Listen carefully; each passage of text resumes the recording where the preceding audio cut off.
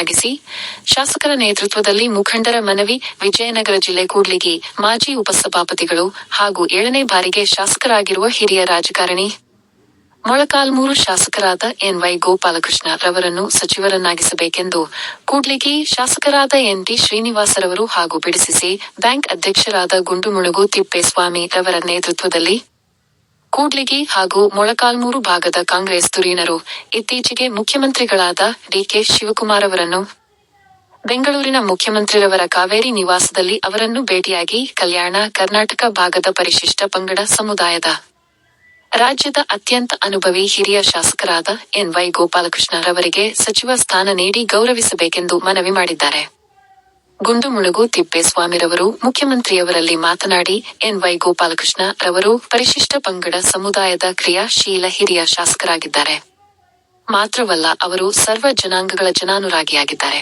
7 ಬಾರಿ ಶಾಸಕರಾಗುವ ಮೂಲಕ ರಾಜ್ಯ ಕಂಡ ಅತ್ಯಂತ ಅನುಭವಿ ಶಾಸಕರಾಗಿದ್ದಾರೆ. ಪ್ರತಿ ಬಾರಿ ಗೆದ್ದಾಗಲೂ ಅವರು ಕ್ಷೇತ್ರ ಅಭಿವೃದ್ಧಿಗೆ ನೂರಾರು ಕೋಟಿ ಅನುದಾನ ತಂದು ಕ್ಷೇತ್ರಗಳ ಸರ್ವತೋಮುಖ ಅಭಿವೃದ್ಧಿಯ ಹರಿಕಾರರಾಗಿದ್ದಾರೆ ಮತ್ತು ಜನಾನುರಾಗಿಯಾಗಿದ್ದಾರೆ.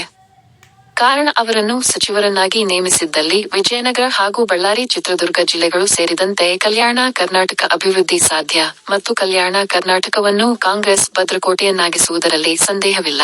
ಕಾರಣ, ಎನ್.ವೈ. ಗೋಪಾಲಕೃಷ್ಣರವರನ್ನು ಸಚಿವರನ್ನಾಗಿಸಿ ಎಂದು ಮುಖ್ಯಮಂತ್ರಿಗಳಾದ ಡಿ.ಕೆ. ಶಿವಕುಮಾರ್ ಅವರಲ್ಲಿ ಗುಂಡುಮುಳುಗು ತಿಪ್ಪೇಸ್ವಾಮಿ ಮನವಿ ಮಾಡಿದ್ದಾರೆ.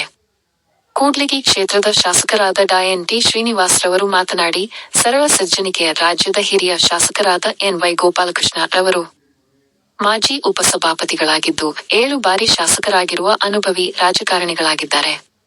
ಅವರನ್ನು ಸಚಿವರನ್ನಾಗಿ ನೇಮಿಸಿದ್ದಲ್ಲಿ ಹಿಂದುಳಿದ ತಾಲೂಕುಗಳ ಅಭಿವೃದ್ಧಿ ಸಾಧ್ಯ ಹಾಗೂ ಪಕ್ಷದ ಏಳ್ಗೆಗೂ ಅನುಕೂಲವಾಗಲಿದೆ ಎಂದು ಮುಖ್ಯಮಂತ್ರಿಗಳಲ್ಲಿ ಕೋರಿದ್ದಾರೆ. ಆತ್ಮೀಯ ವೀಕ್ಷಕರೇ, ನಮ್ಮ ಚಾನೆಲ್ಗೆ ಸಬ್ಸ್ಕ್ರೈಬ್ ಮಾಡಿ, ರಾಜ್ಯದ ಎಲ್ಲಾ ಸುದ್ದಿಗಳನ್ನು ವೀಕ್ಷಿಸಿ.